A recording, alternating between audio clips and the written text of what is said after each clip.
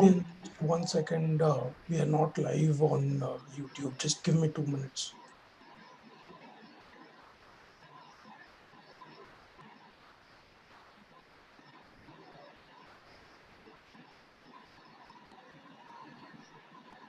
Yeah, you can start. Okay, that was a slight technical glitch there. Sorry about that, everyone. So, welcome and thank you for joining us from around the world. I'm Ahana. I have been a volunteer with the Association for India's Development for about 10 years now, since my student days at Princeton. I'm speaking to you now live from North 24 Parganas in West Bengal, one of the districts that were very badly affected by the cyclone that hit us recently, which is why we are gathered here today, Cyclone Amphan. Cyclone Amphan, is drawing a lot of comparison with the previous huge superstorm to hit us in 2009, Cyclone Ayla. And something that is noteworthy is that, there's been a relatively less loss of lives this year. And our panelists, who are actually from the Sundarbans, which was first hit by the cyclone, will talk about this more later. But just because there was less loss of life doesn't mean it was any less damaging. I was here the night of the cyclone. I have never witnessed winds that were so terrifying. Trees were uprooted everywhere. And the devastation in the Sundarbans is extraordinary. So that is why we're gathered here today for this solidarity, to show our solidarity.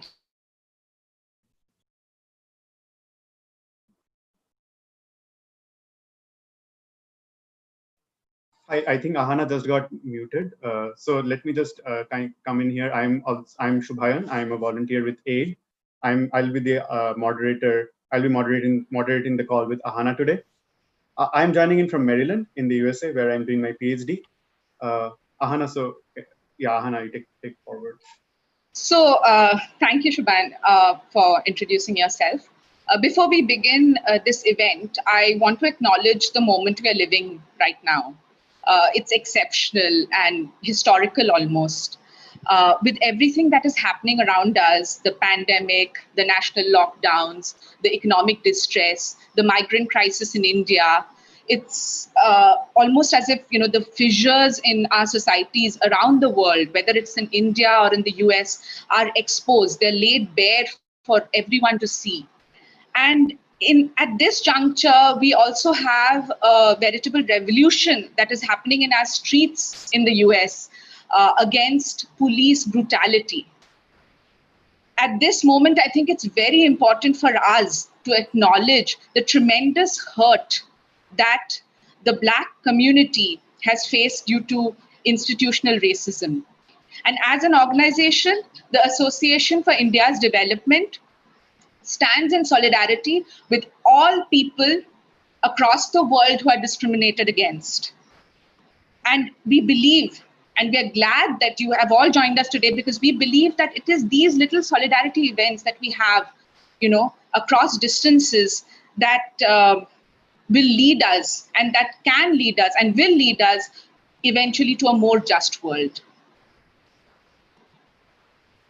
We are together today on this online event for a solidarity event, like Ahana mentioned, about the recent devastation of Sundarbans due to the severe cyclone Amphan that hit Bengal coast on 20th May.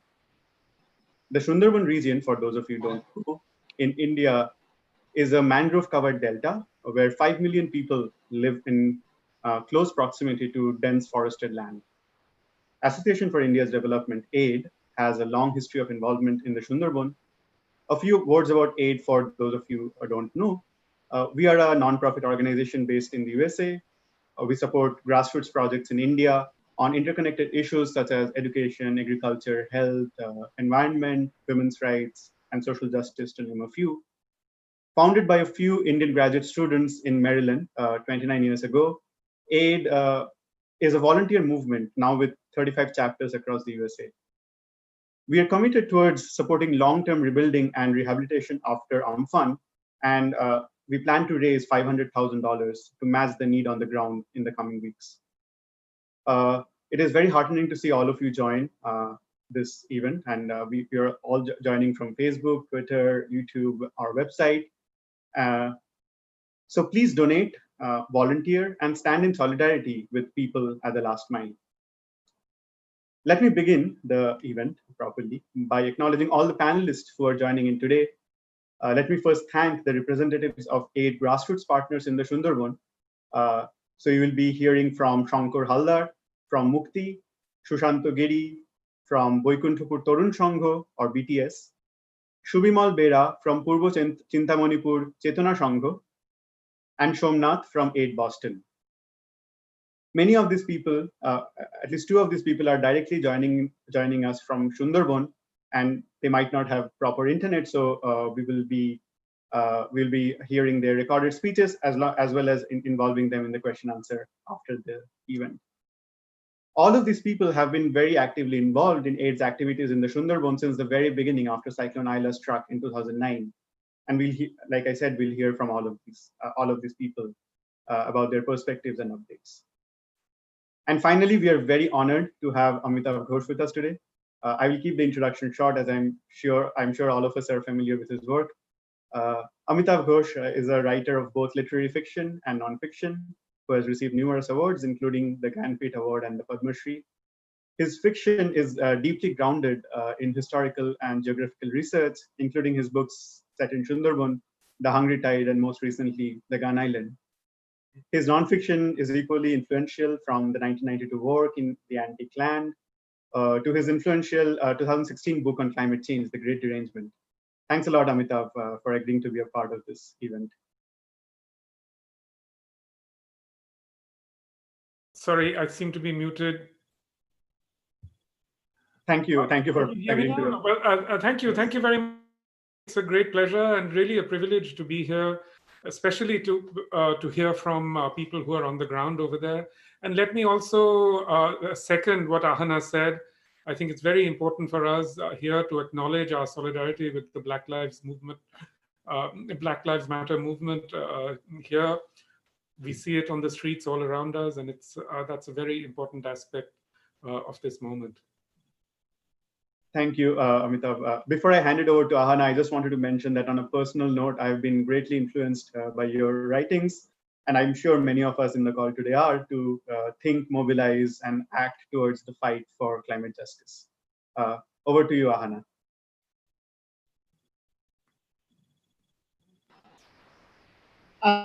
Thank you, Shubhan. So, Amitav is, you've rightly written about, and I just want to address a brief question to you before we move on to our other panelists. Your writings on climate change and climate justice, and it's becoming even more relevant now, and it's interconnected with the pandemic and the systemic racism and the environmental racism and all those questions. And it's, of course, connected to the Sundarbans. Your writings on climate change, you talk about these modes of concealment in your book, The Great Derangement. And the fact that, people in art, literary circles, culture, mainstream society like us, we are able to look away, right? And you say that, in the future, in generations when, where they face a drastically altered future because of climate change, they look back at an era and call it the era of great derangement. But for the communities that we're talking to today, that we work with as AID, the future is now, right? And this climate-altered future is their living reality. They don't have the luxury of looking away from it. There's no hiding it.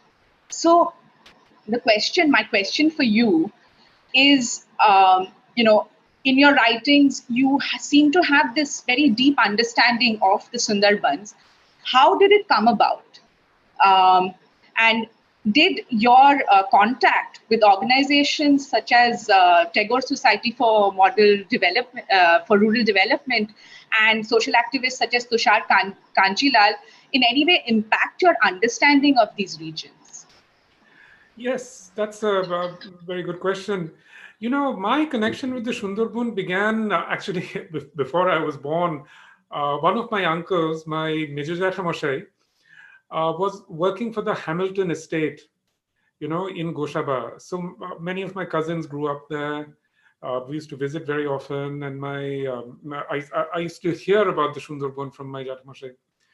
So it was an old connection, and ultimately it led me to want to write a novel about the Sundarban, because one of the weird things about the Sundarban is this: it's an extraordinary landscape. It's like a very rare and unique ecosystem. Yet there are very few Bengali novels about it. It's very little written about, very little known. Even in Bangla, there are very few writings about it. If you ask most Bengalis what is a forest, they'll talk about a northern forest, a deciduous forest, rather than Badabon. So, I went to the Sundarban, I started, doing this research, spending more time in the Sundarban and so on.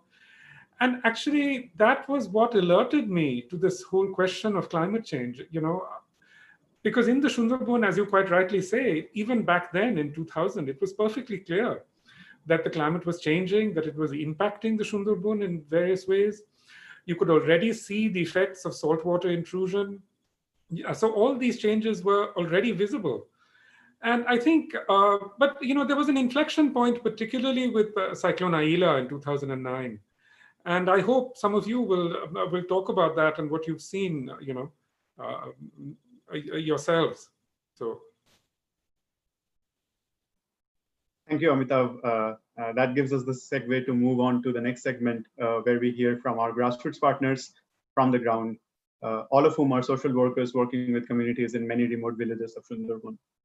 AID has been supporting these groups for many years, and especially after we started rehabilitation work after cyclones Aila struck in 2009. So let me first introduce Shubhimal Beda, who is our first panelist from Sundarban.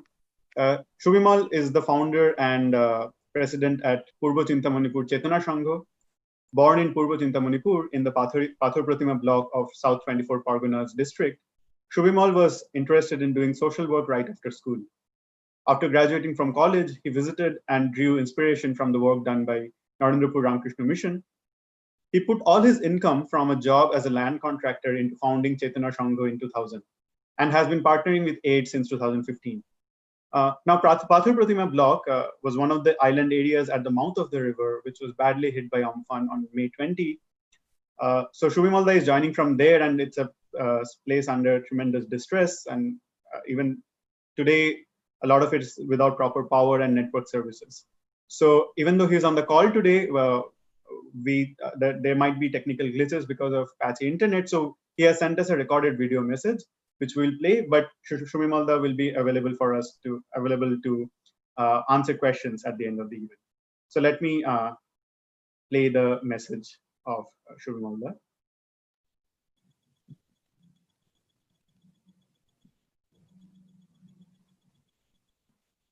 শ্রদ্ধেয় কনফারেন্সে যুক্ত বিশ্ববাসী, ভারতবাসী সবাইকে জানাই সুন্দরবনবাসীর পক্ষ থেকে প্রণাম এবং অভিনন্দন।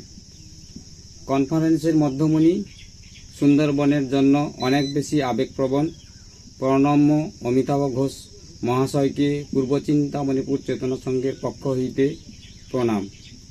আমি সুবিমল বেরা, পাথর প্রতিমা ব্লকের পূর্ব চিন্তামণিপুর গ্রামের সন্তান। সুন্দরবনের নদী, নদীবাঁধ, জঙ্গল, গাছপালা, কৃষিক্ষেত্র, আবহাওয়ার পরিবর্তন, তাপমাত্রার পরিবর্তন বর্ণনা করিতেছি। আজ থেকে 27 বছর পূর্বে নদীর জলের রূপ এবং বর্তমান জলের রূপ অতি ভয়ঙ্কর দেখতে পাচ্ছি।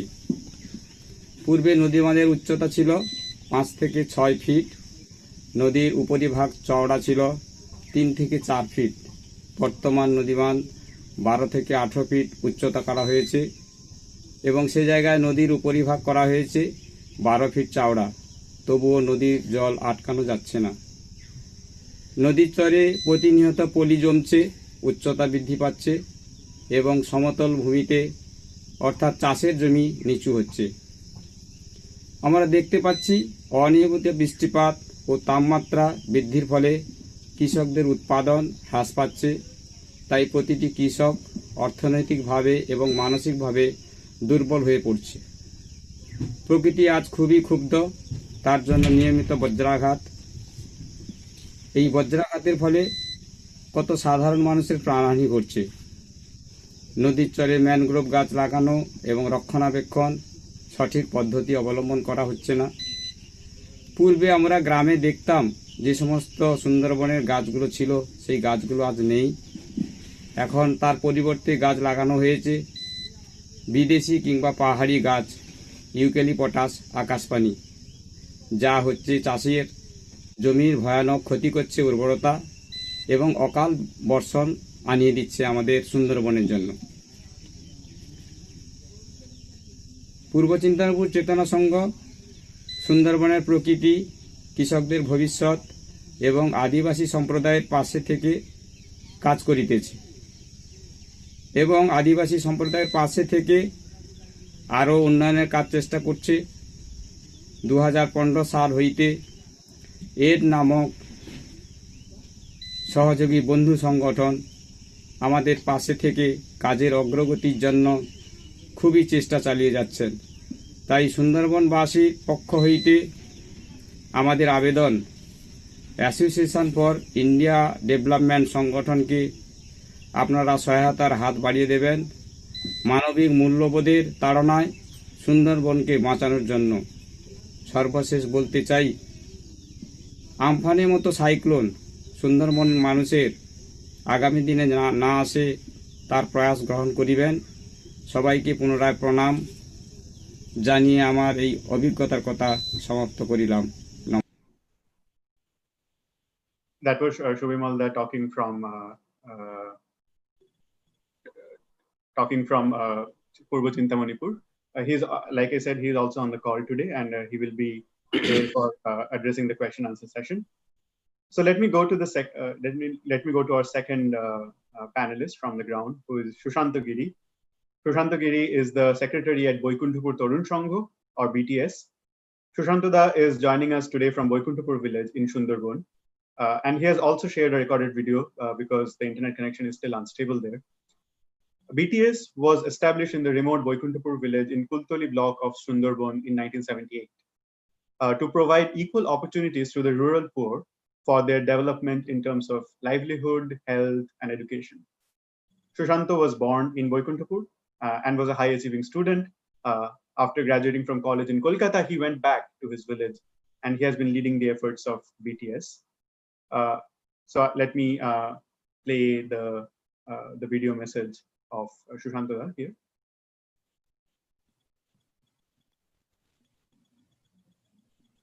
Good evening.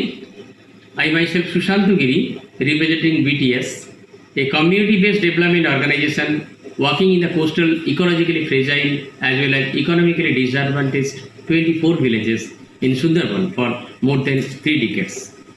Being a son of the soil, I with my associates and colleagues here faced 3 more natural disasters, Foni, Bulbul, and very recent super cyclone Amphan after Ayla in 2009. To us, it's seemingly unavoidable to face and experience the tragic phenomena happened during the disasters, creating unspeakable damage along with human helplessness in the lap of nature, more fragile and imbalanced, causing frequent climate shocks like floods and cyclones. Uncountable loss of crop fields, fishing ponds, cattle, beetle vines, fishing boats, and herds have thrown a large number of people to a world of fathomless uncertainty and psychosocial uneasiness, enhancing tendency towards outmigration and daily wage earning, leaving their loving ones in the hearts. Trafficking, early marriage, women and child abuse, massive malnutrition and impoverishment are there to give threats and anxieties in their day-to-day life in Sundarban. People are desperately exploring alternative solutions to go onwards, and we all at Chetana Sangha, Mukti, and BTS had a good luck to have humanitarian supports along with long-term partnership from ADVSA to reduce suffering of the affected farming community through reclamation of saline lands and ponds, environment-friendly biofarming with certain climate resilient interventions helped a huge number of farming people to ensure food security, nutrition, very recent past before the super cyclone Amphan. Marketing of excess agricultural produces has been encouraging them to make a sustainable plan of life and livelihoods. We all have been making a good farmers network to carry on our journey towards a cane-free farming community along with climate smart community building to reduce such climatic hazards and irritations through promoting more green plantations and climate adaptive measures. Thank you all. Thank you, Shushantada. So, like Shushantada mentioned, the efforts of AIDS has not only been to address the short-term relief, but also really address the more long-term questions about rehabilitation of lives and livelihoods of people towards a sustainable living. So now let me move on to our next panelist, Shankar Haldar, who is the president of Mukti. Shankar will be able to actually join us today live. So let me just introduce Shankar and Mukti for a little bit. Mukti is a charitable and socio-economic development trust established in 2003 by Shankar, who is an engineer in Kolkata, who grew up in Sundarban and had first-hand experience with the infrastructural and economic hardships of life in the area. Mukti began with his idea of involving educated and energetic local youth in various community development projects to address some of the intrinsic problems. Shankar, can you welcome here? Thank you for coming, and can you share your thoughts on this? Thank you very much. I made a couple of slides. I will go quickly on that. It's a different aspect. We already discussed the natural calamity Amphan, how it's devastated Sundarban and the livelihood of Sundarbans people. I'm giving a little bit of kind of a time travel. So history of the Sundarbans in a short, in 5 minutes. So as I born in Sundarbans, I went through it, and this is from my experience. I'm going to talk on it. So let's go back in 200 years, when probably in Calcutta or maybe in the mainland, the people were being suppressed or marginalized in the name of maybe caste, race, religions, and financially. So these marginal people, then they moved from the mainland and they started living in jungle. And the nearby jungles is Sundarban. So they started living over there. When the people move in jungle, then there is no livelihood, right? So the people start eating crab, fish, and the local whatever availability over there. And then they started cultivations. And then they started fighting with the natures. They cut jungles, and then they make the agriculture land, and then they started slightly, they convert themselves in the livelihood of agriculture from their sea-based or environment-based livelihood. So that was the beginning. That time the nature was losing with the battle with the people, and the people were winning the land, and they started living over there. That was the history. And over the time, when they got a good amount of land, they started cultivations. And since now, approximately 50% of the people, they are actually living on agriculture-based livelihood, and especially those are actually rainwater harvesting kind of livelihood. It's mean surrounded water, saline water that cannot be used for the irrigation purpose. So this land is only dependent on the rainwater to store and to the harvest. So this way actually these, and then the people which at the beginning maybe the 100% was jungle and the sea dependent livelihood gradually shifted 50% over here, and 50% still was there. So then what happened? Then the people have challenge in the livelihood, sea-based livelihood, right? And jungle-based livelihood, environmental livelihood. And then what happened? There are so many awareness and the challenges started coming. We started educating them that don't cut jungles. But think about that, a woodcutter, if we ask him that don't cut jungles, so what is his alternate livelihood? Think about a fisherman, if you go and say that 3 months you cannot fish, that because it's a breeding time. So, and in addition of that, the environmental change, and because of the greediness, so many fish we are actually harvesting, and because of the many awareness, we are actually jeopardizing the local the fishing areas. So gradually, this kind of livelihood became big challenge. Then the people started migrating in the locals, and maybe in the city, in Calcutta, or maybe beyond. So those are, we may call them our migrant people, but actually, if you think, they are the environmental refugee, because they were actually, the livelihood was dependent on mostly on this kind of is environmental based agriculture, environmental based fishing and honey collections and many other things. The people who got a significant amount of land over there, they are well established. They are not migrating. So the people are migrating whose livelihood mostly dependent on environment. So these people now was living in many other parts of India, right? We all know before this COVID, and then we know what happened after COVID. So these people now started coming over here again back, or pushing them back into village. And what they are coming back to again the place where they left earlier, and they think that, or they feel that Sundarban is their home, but actually they do not have any home. They are the refugee. Long back, 200 years or 100 years back, they are actually ancient. They from mainland, they went over there. Then they pushed back from there, the livelihood challenge. They are now spread across all over India. Now they are coming back again to India in Sundarban. So now things, they are actually refugees. They do not have land or any home. Few people even, they have kind of a mud house or something. Now because of this calamity, one after one, and especially 185 kilometers, this Amphan destroyed everything. So they have taken away whatever they had.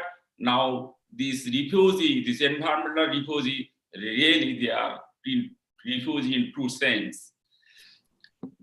So here now, 2009 Ayla, 2019 Bulbul, 2020 COVID, and 2020 again the Amphan.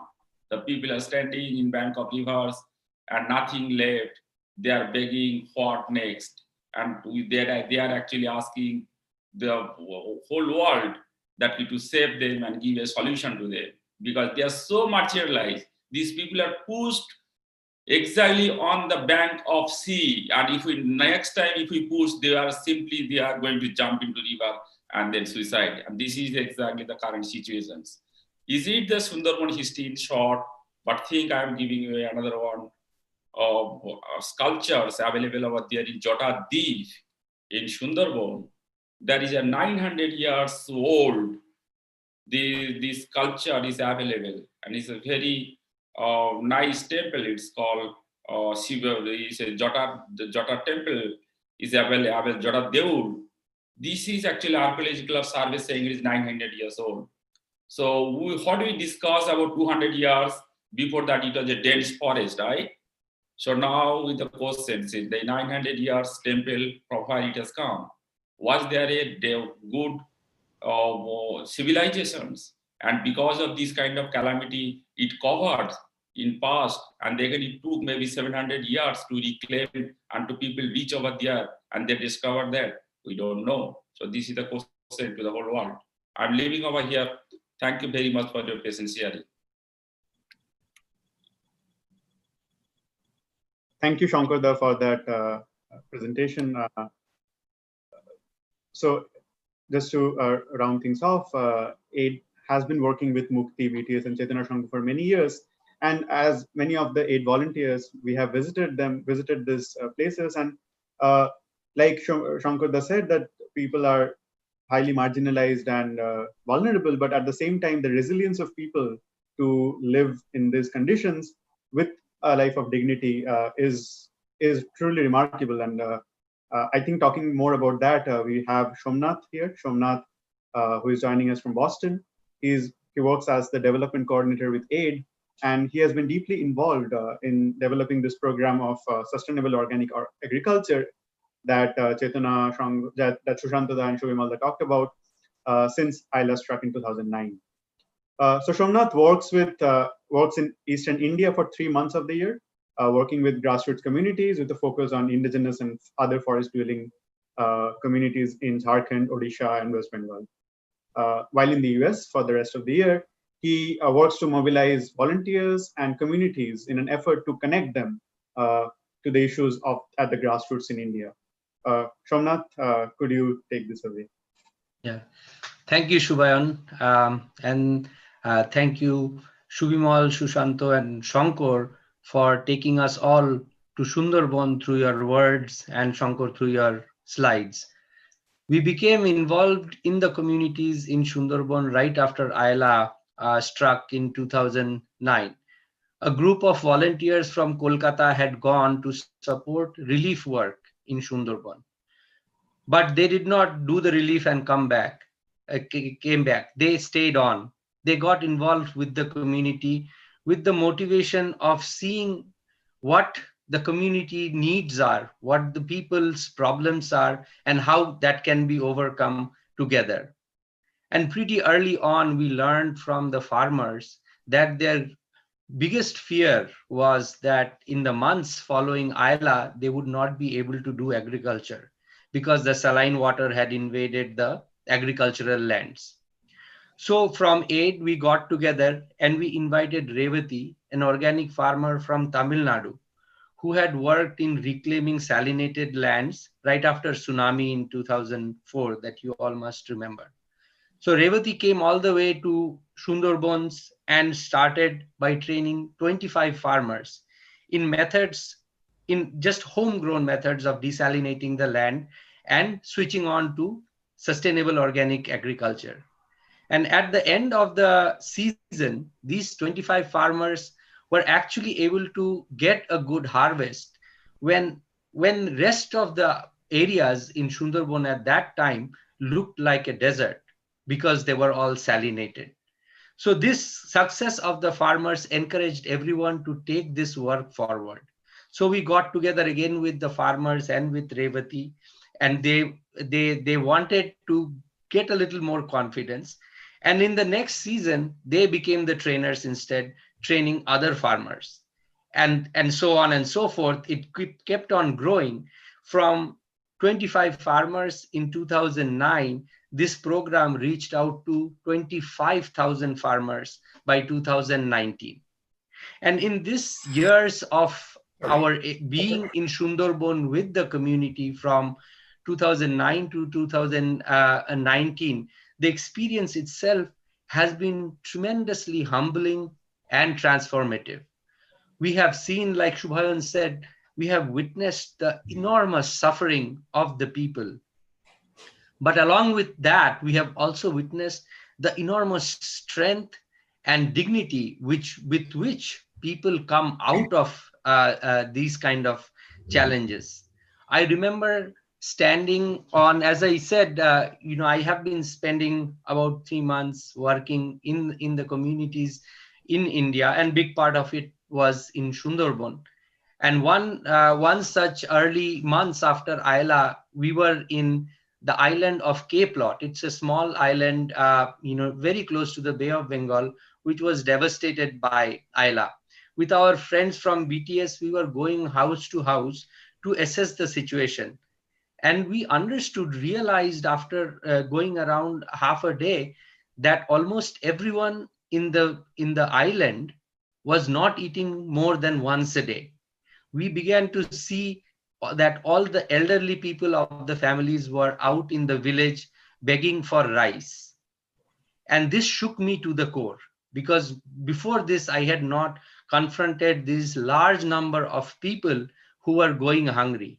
It was a reality I was not able to handle very well. But standing on the same Cape Lot at the same time, I saw boatloads of rice going to Raidighi, from where it would go to Kolkata, bypassing the hunger of the people in Cape Lot. And that was only because the people of Cape Lot could not pay for the rice. And I remember reading about the Great Bengal Famine of 1943, when there were similar situations where granaries were full and over 2 million people died of hunger in Bengal. And today, after Amphan, after the lockdown in 2020, the situation is not very different. We might not be seeing large number of starvation deaths, but large number of people across India are going hungry when the food corporation godowns of India are overflowing today. So the people of Cape Lot and people of Sundarban came out from that situation. Cape Lot, again, up until the Amphan, was a thriving island which was doing very good agriculture. Before Amphan, we were working with our farmers to take about 10,000 kilograms of organic produce from Sundarban to Kolkata and directly getting it to the people in Kolkata. And the best part of it was that it was a relationship of solidarity between the people of Kolkata and the farmers of Sundarban. This was much beyond a buyer-seller relationship. So today we see many people in Kolkata are actually proactively standing up in solidarity next to the people from Pathor Pratima, from Kultoli, from Mathurapur. So going forward, the next 10 years we know are going to be much harder than the past 10 years. But we have our experience, we have our solidarity, and we need all of your solidarity who are watching today. So we are asking you to come join us as volunteers, donate resources so that we can all together build it back to be a more climate resilient communities. We have a broad roadmap that we have discussed and planned for with our partners of increasing mangrove plantation, increasing tree plantation on the islands, and working really intensively to rejuvenate agriculture. Because with the double whammy of COVID lockdown and Amphan, people's livelihoods are in distress. But we are sure, we are confident that we can, with the power of the people of Sundarban, we can overcome this, and we have to. There is no other choice. So I would thank you and ask you to come donate and volunteer with this effort. Thank you. Over to you, Shubhan. Thank you, Shomnath, for that presentation. So let me take this opportunity to share with you just a 2-minute video about what we plan to do in the future.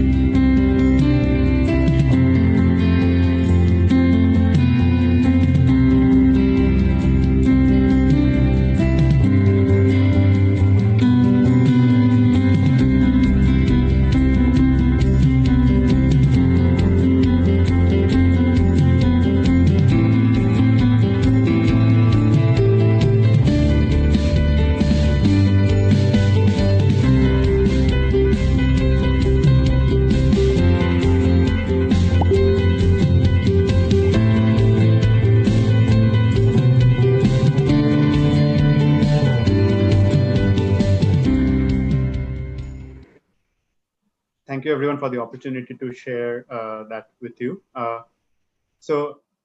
We thank all the partners and Shomnath for their perspectives and updates from Sundarban. Before I hand it over to Ahana for a conversation with Amitav Ghosh, I just wanted to share with you the reason behind holding a solidarity event such as this. As you have seen, aid acts merely as a conduit between the grassroots in India and the hundreds of volunteers and donors across the world, many of who are on the call today. And Amitav, I feel, if I may say, has also been doing the same, albeit in a different form, by sharing with the rest of the world the human stories of climate change, migration, and inequality from places like Sundarban. So we thought that this event is a great opportunity for all of us to create a platform where we bring together the literary and grassroots voices together, providing a platform to our partners to amplify their stories and needs. Thank you for the opportunity, everybody, and over to you, Ahana.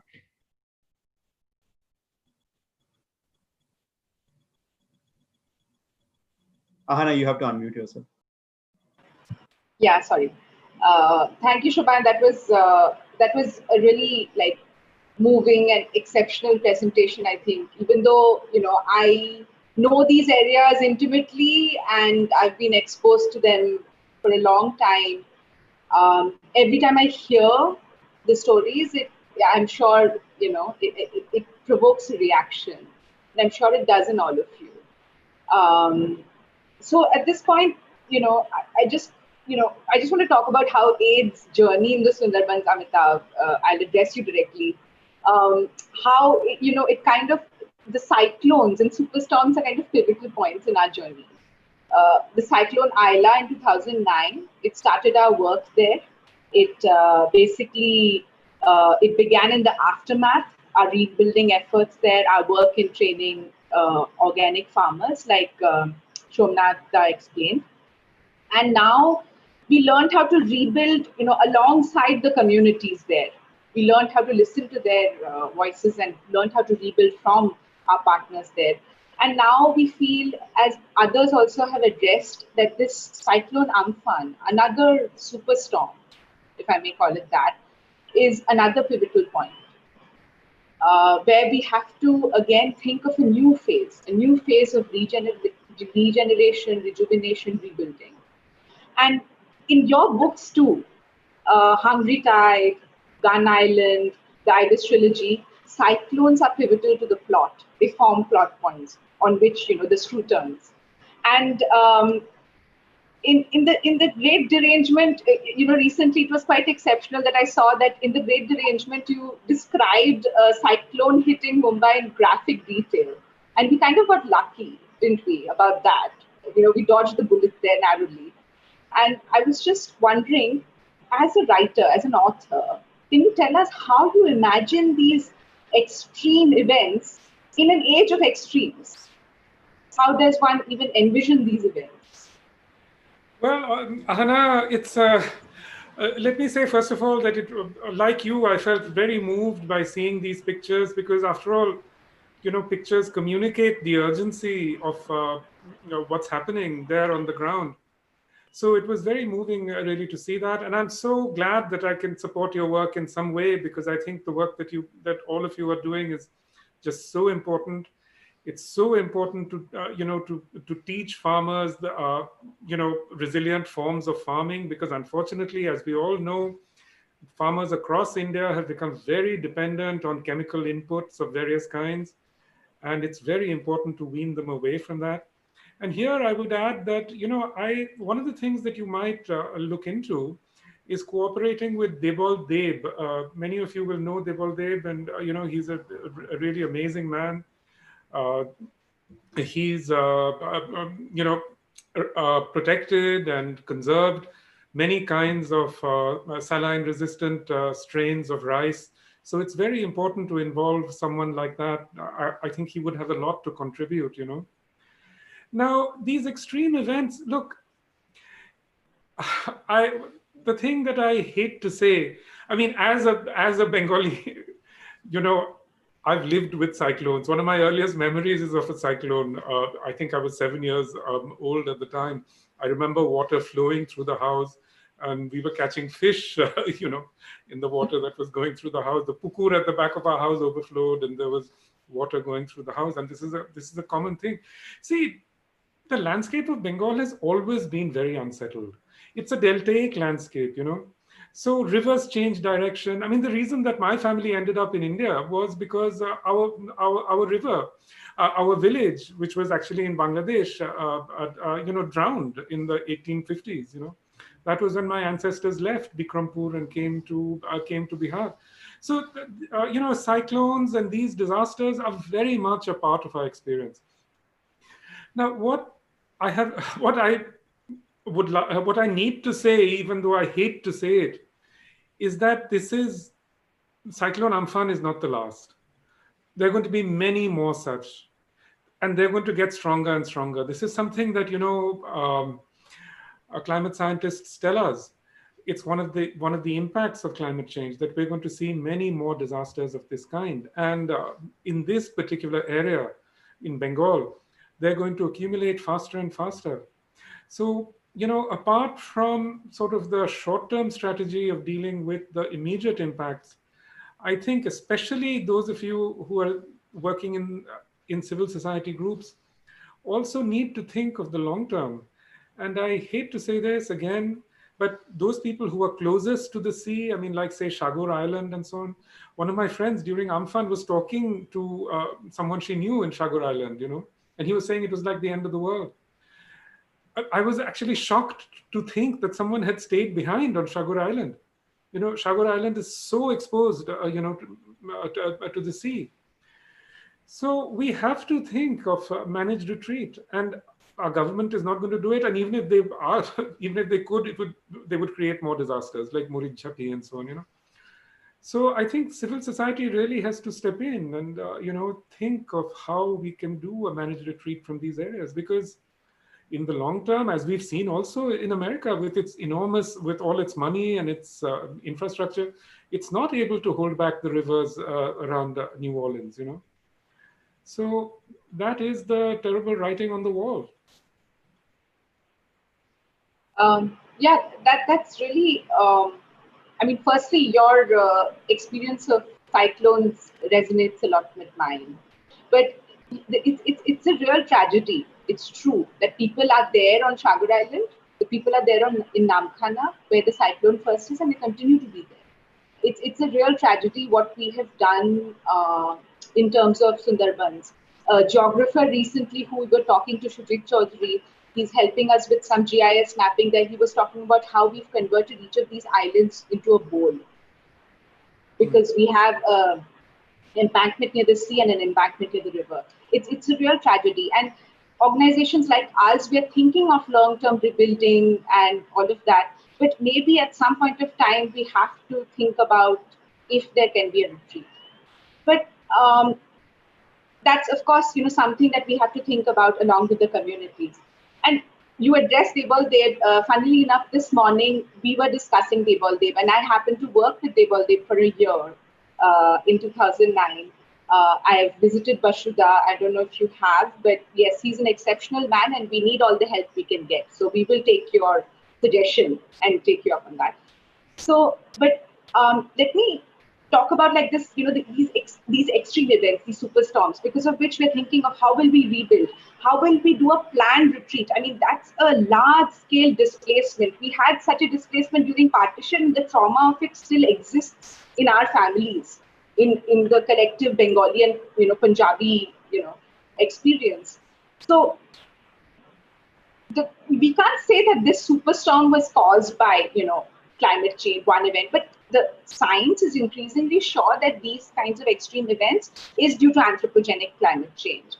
In that case, suppose for a disaster like Amphan, who is guilty? That's the question that we have to answer as a collective, right?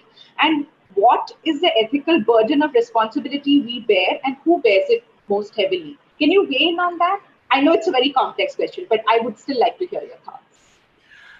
Well, obviously, I mean, those who are to blame are, high consumers. I mean, it's wealth that is the problem. I mean, wealth has created this problem, And certainly the problem has been hugely accelerated. We can point to wealthy countries, but we also need to point to the Indian middle classes. Basically, half the greenhouse gases that are now in the air were put there since 1990. when there were these so-called reforms in the economy. It's when the world adopted neoliberalism on a large scale that this happened. That this started to accelerate. That climate change started to accelerate in this way. Neoliberalism is an ideology that is completely tied to settler colonialism. Our taking up this idea is a kind of crazy thing. But let's also remember that, the way that the Sundarban was settled first, it was settled by Sir Daniel Hamilton, who had this idea of colonizing the Sundarban. It was an idea that he took from the Anglo-American experience of settler colonialism. He had this kind of utopian idea that he would create this sort of settler colonial experiment in the Sundarban, in a place which is completely unsuited to something like that. And of course, he meant well, but we see now in doing these things, we create disasters, and we see that around the world now. Look at the disasters that are happening in California, in southeastern Australia. These are all areas where, in fact, humans embarked on a project of terraforming, of changing the ecologies so profoundly. And now we see that the earth is fighting back. The people who did this, let's say 18th, 19th century people, they just assumed that the earth was inert. It was in the late 18th century that the British connected the islands that now became Bombay, through reclamation projects and so on.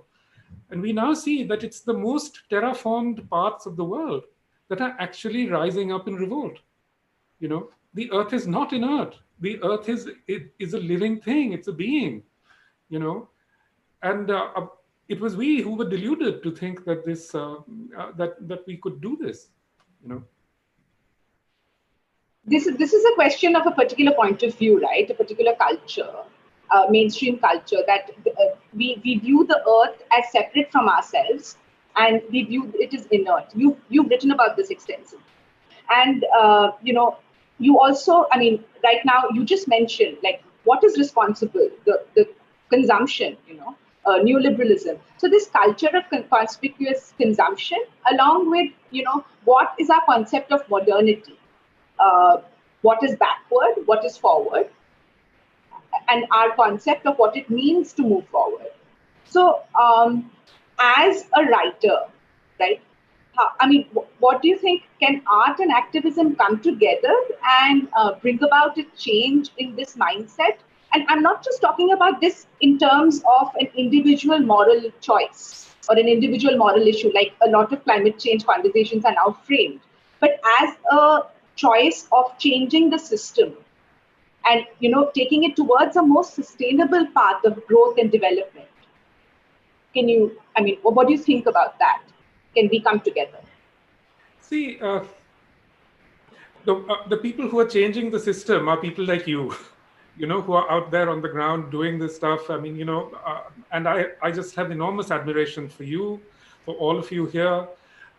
I had enormous admiration for Tushar Babu, Tushar Kanjilal, who passed away earlier this year.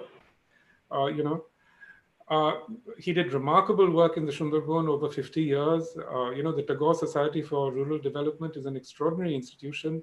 I wonder how it's going to proceed without Tushar Babu, because he was so much its presiding genius, as it were.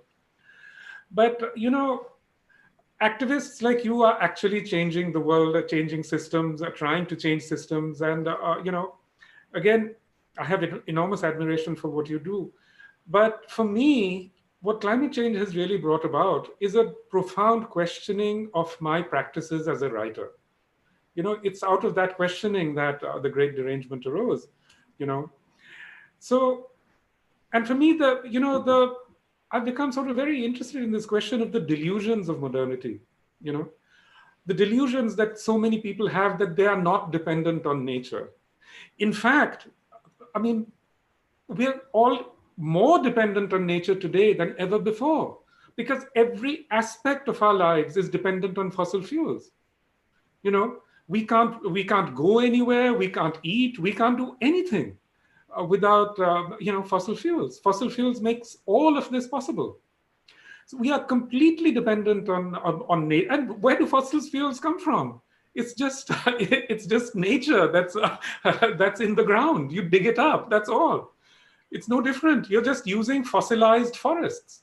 We are completely dependent on these things, and yet people imagine themselves to be free from nature. In fact, the people who are least dependent on nature, I would say, are people who live in the Sundarban.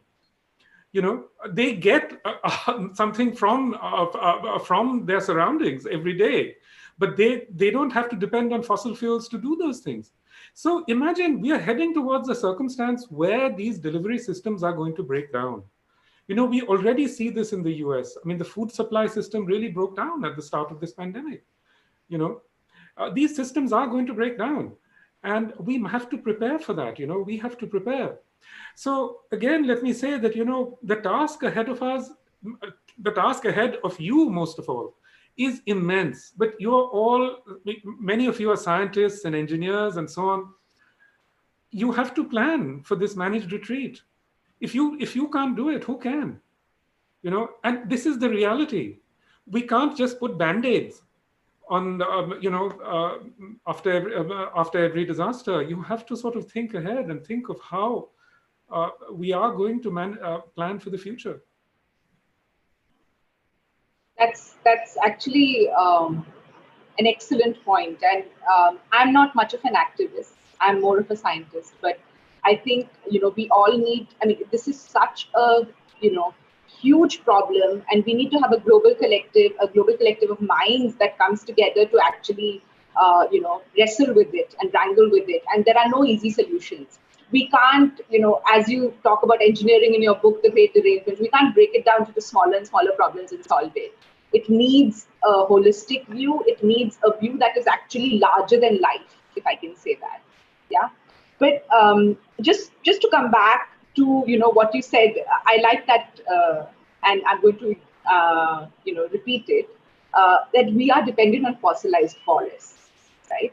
But the increasingly kind of dominant view of conservation, right, that is even more becoming dominant after the development of a zoonotic disease like COVID-19, is that the fortress model, where people are removed and their dependence and coexistence with the forest is removed from the equation of conservation. We are dependent on fossilized forests, but we find it difficult to understand how in places like in the communities of the Sundarbans that we work in, that people are, humans and animals and plants all are linked together. So is that a failure of imagination, that we can't imagine it in our day-to-day lives? For us, going to a forest is like is literally an excursion, going to the national park or something. So can fiction, you think, help us inhabit these worlds? I tried to address some of these issues in The Hungry Tide. In fact, I would say that it's a central issue in the book. Look, what's often happened in the name of conservation is actually out and out class war. Look, it's happened across the world. We know that the early history of the World Wildlife Foundation was actually completely, you could say, fascistic. It was founded by a few billionaires, and their policies were completely fascistic. What happened in the Ngorongoro crater? They moved out all the Maasai and moved in the tourists. This is what is actually happening in our reserve forests. You push out people in these absolutely, really, I would say, fascistic ways. People who've lived in that forest, who've cultivated that forest. We all know now that forests don't come into being accidentally. People interact with the forest, even with the Amazon. People interact. It's the interactions, it's the human-forest interaction that keeps the forest alive. So when you move people out in this way, not only does it creates a multiple disaster. Those people become poachers. They're deprived of their livelihoods. They develop a kind of rage against this kind of conservation. So it's a multiple level disaster. We can never forget that, we always think of ecology as a sort of liberal and benign thing, but ecology really, the whole the idea of ecology, the very word, came from a German fascistic thinker. So we have to be, especially at this moment, we have to be very careful to resist, a certain kind of right-wing conservationism, which is actually very, very anti-people, as we would say, it's very much directed against, it's a very sort of, how should I say, bourgeois kind of ideology, directed very much against ordinary people. The historian Ram Guha has a wonderful critique of, of radical ecology, as it's called, because this whole idea that you can somehow return the earth to some kind of primitivism is often actually directed against, forest peoples. We see this now, the Forest Rights Act, which actually restored some rights for indigenous forest peoples in India, is now being steadily undermined. Opened up for what? For more coal mining, phosphate mining, incredibly destructive practices, It's this extractive settler colonial economy being brought to India. Yeah, that's absolutely right. The decimation of the Forest Rights Act with the Supreme Court judgment and everything last year, something that we were quite shocked by in the communities we work with. We work with forest dwelling communities, as Shobnath Damaithu mentioned, and Shubhayan mentioned in the very beginning, in Odisha, in Jharkhand, in North Bengal, and South Bengal, of course, in the Sundarbans. So it's really like it's really, what should I say, unforgivable how we are trying to conserve our forests without considering humans. And it is class war. You're right, absolutely right.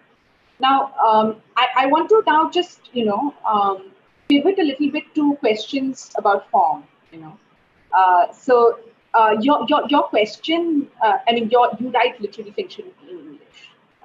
We've all read you in English. But your work is very remarkably non-Eurocentric, right? That was one of the things that attracted or that interested students like me in the mid-2000s to your work, like Glass Bags, Hungry Tide. Apart from the rich landscapes that you create, it was, we grew up with a heavy dose of British literature and with Indian writing in English that played to Western stereotypes and expectations all the time. But your work was very refreshing from that point of view. Your books are also very sensitive to existing inequalities in society, and you are as a person too, right? What you're talking about all this time. So how do you feel though about the fact that your books like Hungry Tide and Gun Island are not accessible to readers from the villages of the Sundarbans, simply because of the fact that they're in English? They have been translated. There's a wonderful Bangla translation of The Hungry Tide, which I collaborated with. It's a great translation. Ochinturu Rai did the translation. He's a journalist. It's excellent. And the Gun Island is in the process of being translated. Okay. But again, we have to remember that in India, the whole question of reading is at once an elite activity. In a country where, no matter what language you're writing in, you're writing for some kind of elite or some kind of middle class, because there are so many illiterate people. And, even if they're not illiterate, the practices of reading a novel don't come easily, They have to, you have to be educated into them, as you have been and I have been, so on. The literary life, the imaginative life of the Sundarban is not sustained by that kind of literature. It's actually sustained by what the Bengali imagination has always been sustained by, which is the Mongol Kabya literature.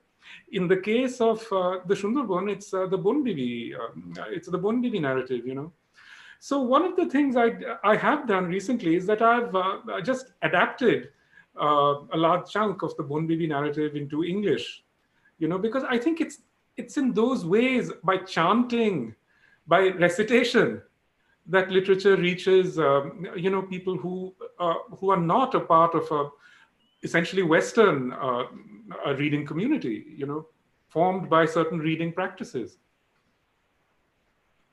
That's really interesting, because there are all these local storytelling traditions. There are people in villages who tell stories whether it's the story of Bon Bibi or even the Ramayana and the Mahabharata and other Puranic stories, local legends, and your book, Gun Island, your latest book, you use the story of Monusha Devi and Chand Saudagar.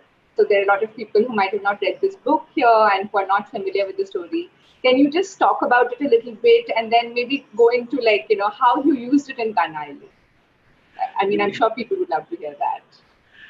So after I finished writing The Great Derangement, as I said, it prompted me to criticize or to scrutinize my own writing practices.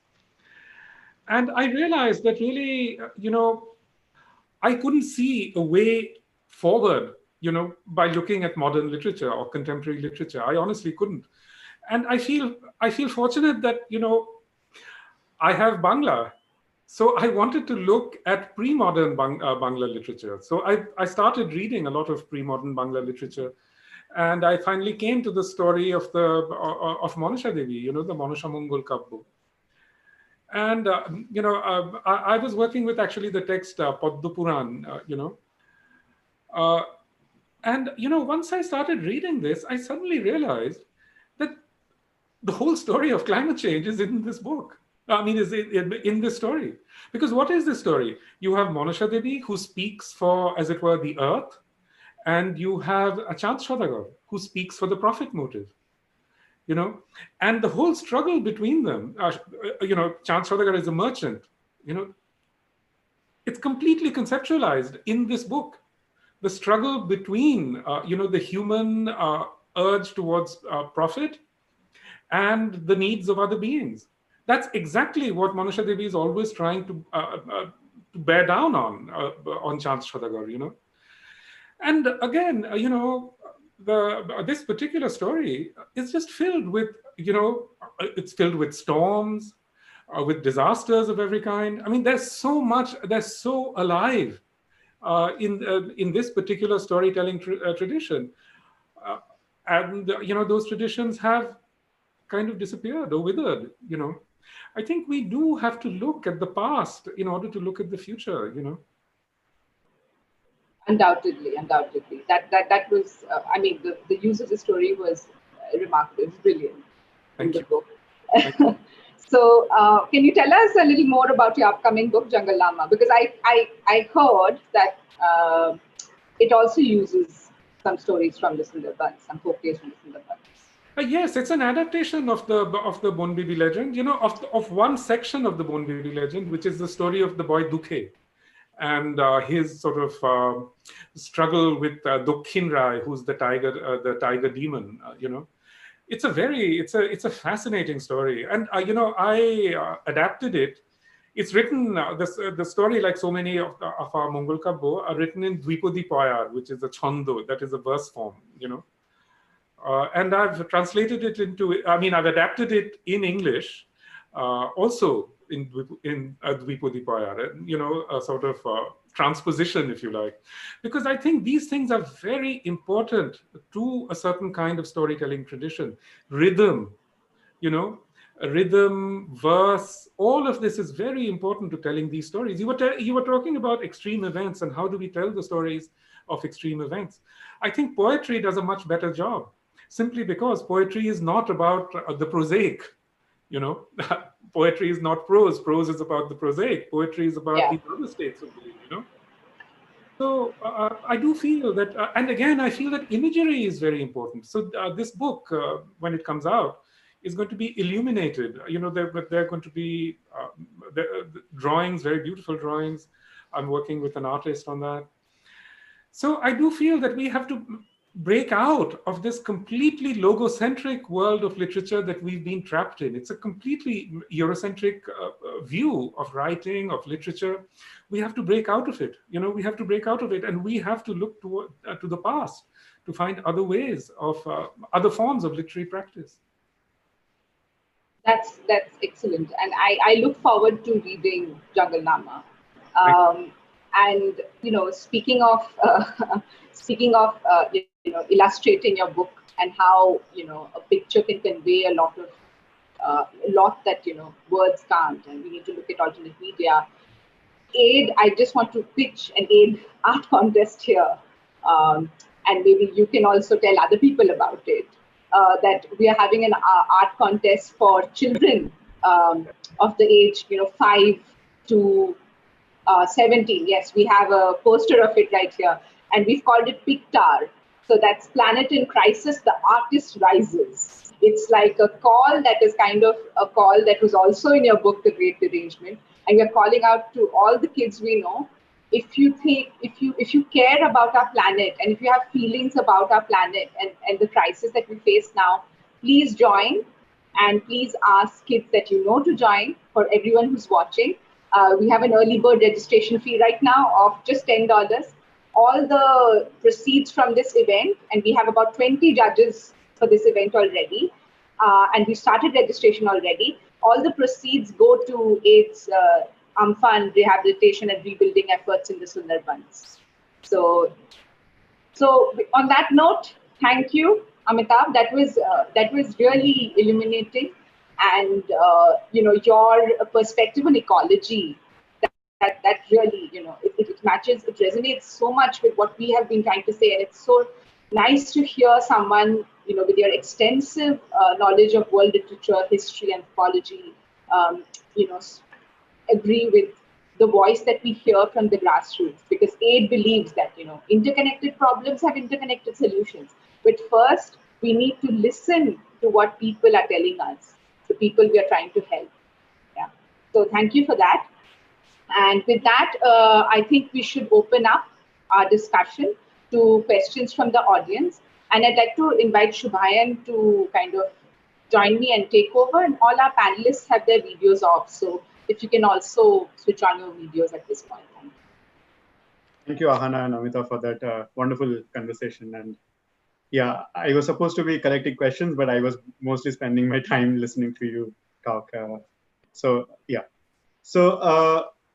Thank you all the panelists for joining, and we'll ask you, all of you, to, if you can, please open up your videos. Shankar da, Shubimal da, Shushanta da, Shomnath da.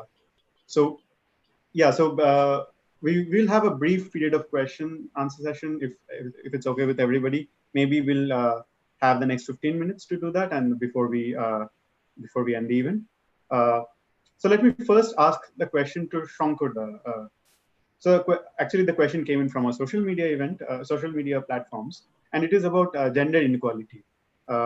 So what one aspect that we have not heard from today in this today's event, and we acknowledge it, is gender representation from the grassroots. But we are, as an organization, we are trying to work towards more equal representation of all discriminated or less privileged groups. But as a question, the question that came through our social media is that, Shankar, the several research indicate that women and children are 14 times, the questionnaire asks this, that are 14 times more likely to die in ecological disaster than men. So from your experience, what are the special challenges when you are working through Mukti to, address these needs for women? And are you also listening to women leaders from the grassroots to actually incorporate them in this process? Yeah, it's very important actually in any calamity, and especially any challenge when these type of things comes, then most vulnerable section is the woman, right? Especially in our society. And even this kind of calamity comes, then it will hit what? It will destroy the assets and whatever belongings they have. So then it will actually lead to economic instabilities of the families. And if the economic instability comes, then who will be impacted? If there are the two ladies and two boys in a family, then if two persons food you have, then only the men will get food and the woman not. So that we know, right? And even if you have to sell one after one your belongings at the time of crisis, then at the end you will be selling even the woman of your family, and that is already over there in Hindu epics, right, in Mahabharata. So this is the tradition and this is the design. We cannot come out of that. And especially we have seen after Aila, the Sundarban was a poaching ground for trafficking, and I suspect that is going to happen this time. So this is really a scary thing. And not only that, when the water is contaminated, and the saline water especially is not good for women hygiene. And the women hygiene is a big challenge now, and nobody is talking about that. But we are taking care at our limited capacity, but women and child health is a big issues. So not only this, the economic instability and the women violence, women sufferings, but also on the medical ground, the women are also affected, you know. So what we are doing as from Mukti, and the approach is very clear. So currently, most of our activity is driven by women. What we have done, taking the experience from ILA, so we connected women through in the name of self-help group, and so for 10,000 women, so from various islands, is connected with a unique model of microcredit from us.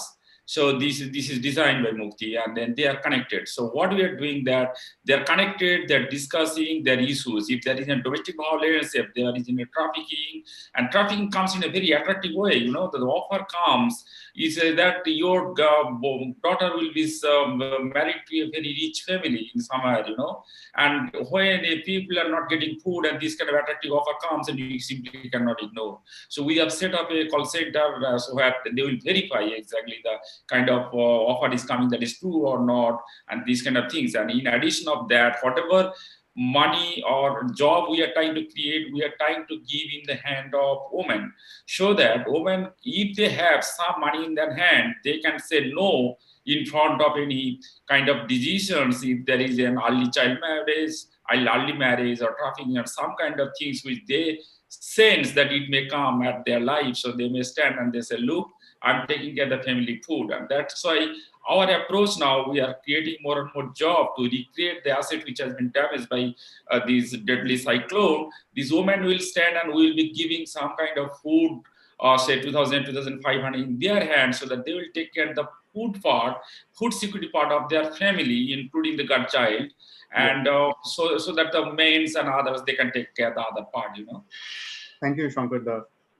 Actually, this gives me an opportunity to also talk about our COVID efforts. AID has been actively working with all our partners to tackle COVID. And one aspect that came up, which what Shankar said, that we are working with many groups who are actually giving, who are allowing village entrepreneurs to, revive their livelihoods across India. So we urge you to look at our website to find out more details about all the work that grassroots partners are doing. So this, let me now move on to the next question. And next question is to you, Shubhimalda. So I will ask you a question about what is the effect of coronavirus, the pandemic and the lockdown in this relief and rebuilding effort. Shubhimalda, আমি মানে জিজ্ঞেস করতে চাই যে এই corona virus আর প্যান্ডেমিকের জন্য যে বা লকডাউনের জন্য আপনাদের রিলিফের কাজ কিভাবে ব্যাহত হচ্ছে এবং আপনাদের পরবর্তীকালের যে আপনারা যে কাজ করতে চাইছেন সেটা কিভাবে ব্যাহত হচ্ছে সেটা যদি একটু বলেন আমাদের।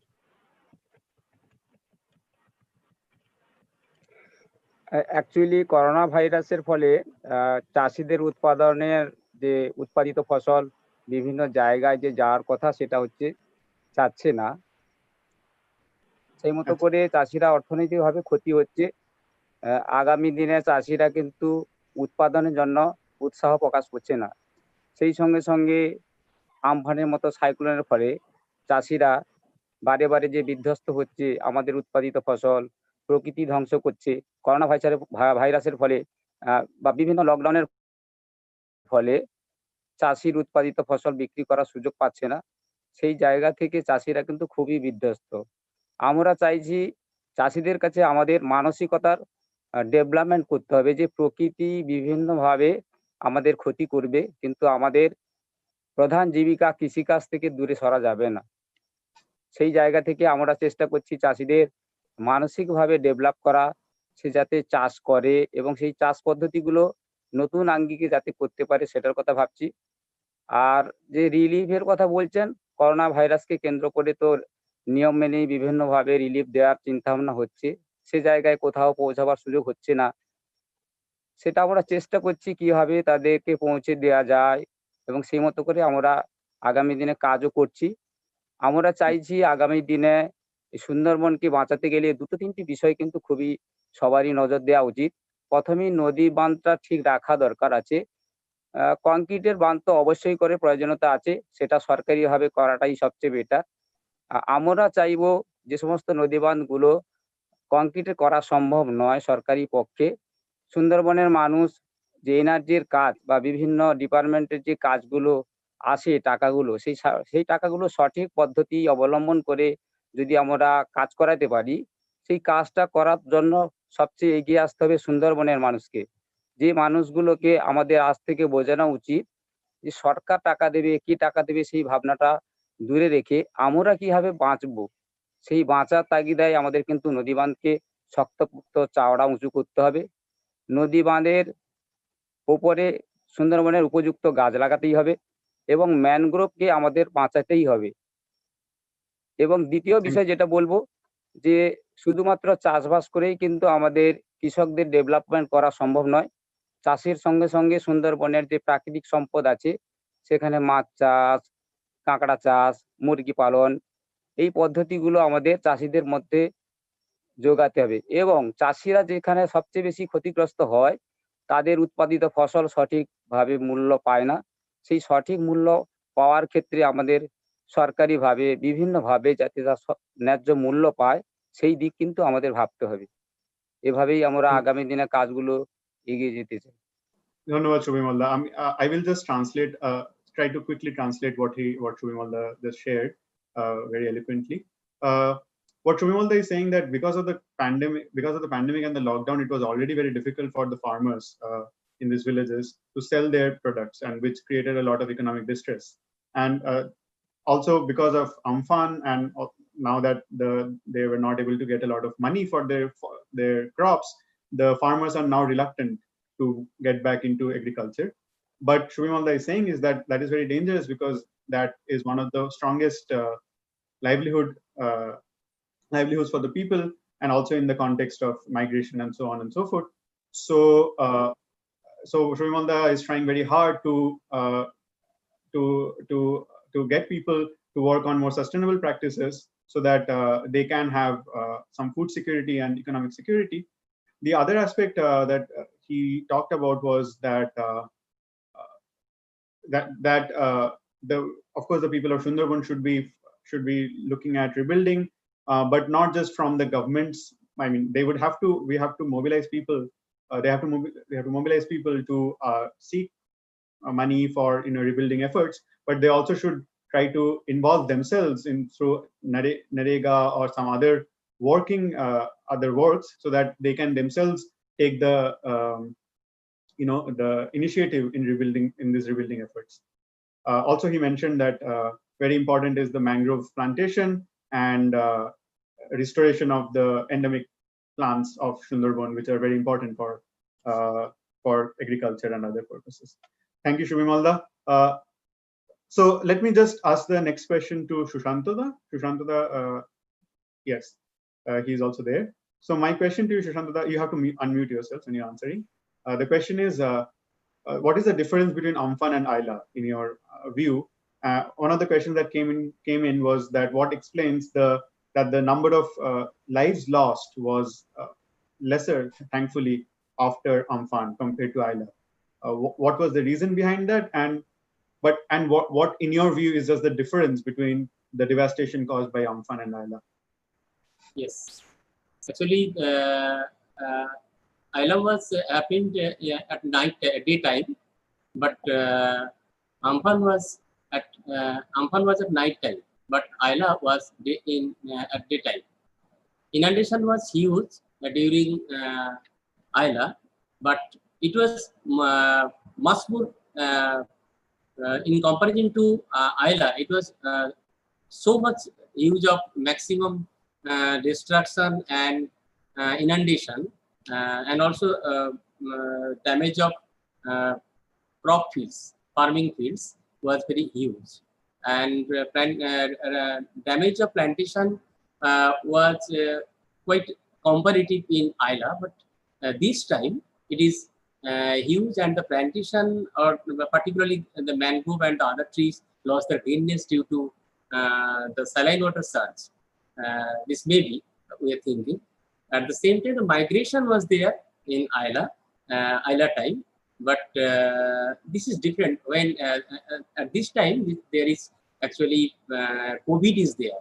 So due to COVID, so many migrants and daily age workers who are in different parts of India, they have come back and they are now jobless and wageless. So they are in a situation, in a starving situation, and we might feel that government should come forward to save them, and at the same time to make them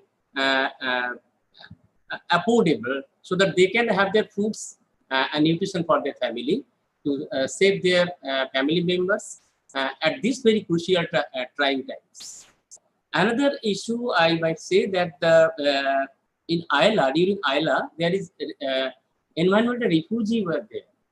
Environmental refugees were there, but this time the same thing happened, but they are now in a situation to have supports, to have actually they were actually in a situation to go outside Sundarban and have their alternative source of income, increase their income. But this time they are now jobless and they have no income, and they have come back and without ways, and they are now at their home and exploring what they should do. But what we are trying to do in Sundarban, that people must have to be productive and people must have to be careful that this type of successive disasters are coming, and if they come, the Sundarban community may in a made stake and in a perilous situation. So people like us who are working the grassroots, we should take care of the community and motivate our community, our community, how to tackle this situation and tackle this crisis. We should, because we have faced 3-4 disasters within 19 years. So it is much more and alarming, at the same time grieving. So we are passing through a very critical time. Sir Amitav Ghosh is there, and so many respected persons are there in this call. So actually I would say that we should be gathered together and prove our strength so that we can face and take into a situation so that we can actually carve it. And another thing I would say that actually damage is comparative in Ireland, but this time the damage is huge. Damage is in terms of damage of hearts, damage of ponds, actually damage of farming fields, cattle, plantation, basically mangrove trees. So actually mangroves save us in the Ayla time. But this time mangrove also saved us. But this time mangrove has lost their greenness, lost their color. It may be due to the saline water surge or whatever maybe the scientist can say, but we are assuming so. Actually I may say in a word that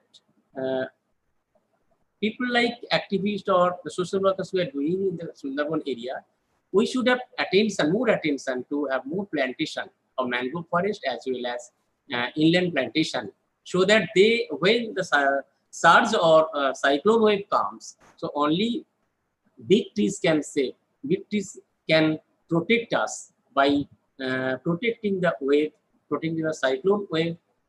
So we should have to be careful about this matter.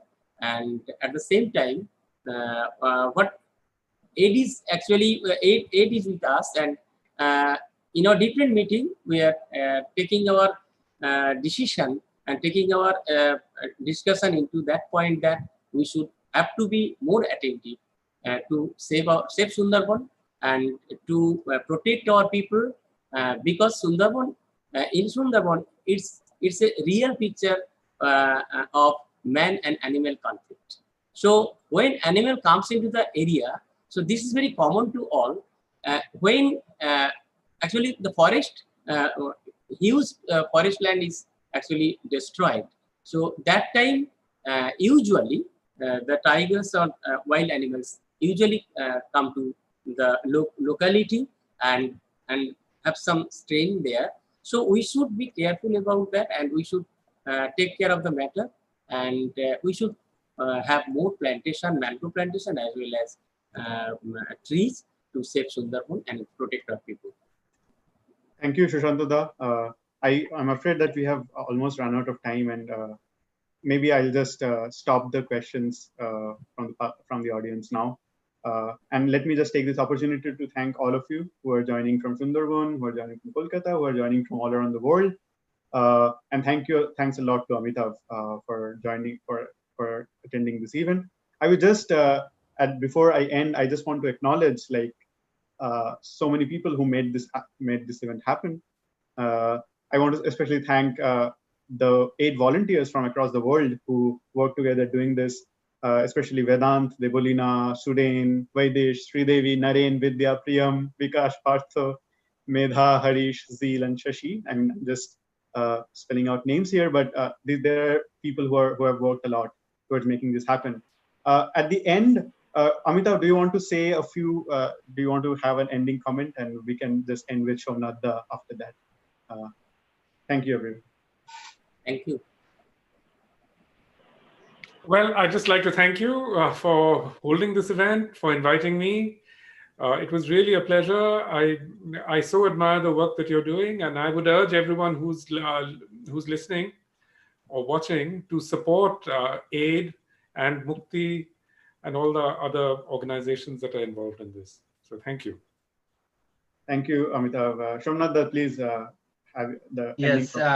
Thank you, Amitav. Thank you, Shushanto, Shubimal, Shankar, and everyone else.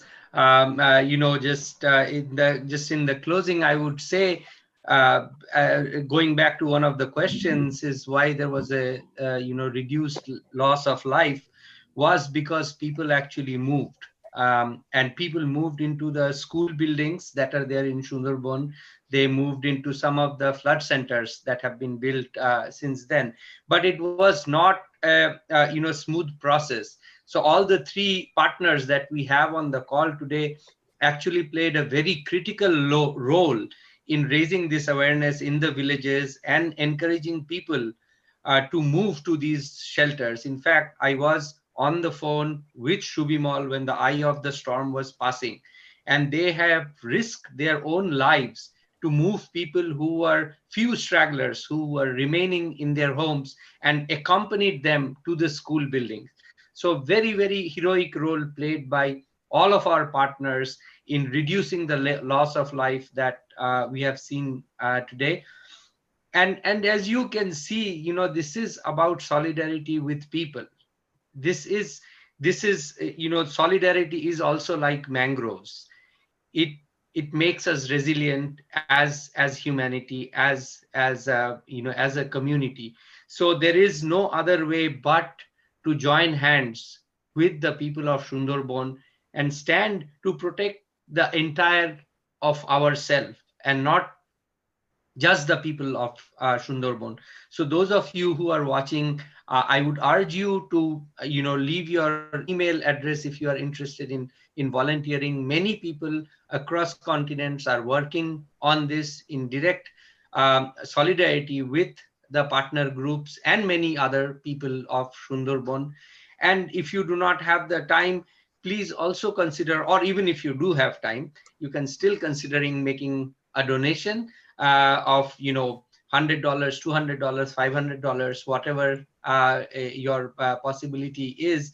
And with $100, we can support the seeds that 20 farming households require, vegetable seeds. And our partners have been distributing this because, one, they have not have access to the markets to buy seeds.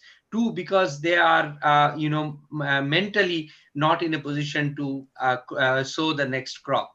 So, there are many other examples I can give, but you get the point. $100 can go a long way in supporting the work. So with that, I mean, the links will be open. With that, I thank everyone. A special thanks to Amitav Ghosh, who at a very short notice agreed to jump on this, to have this beautiful coming together of the grassroots voice and a literary voice in making the case for all of us to stand with the people of Sundarban. Thank you very much.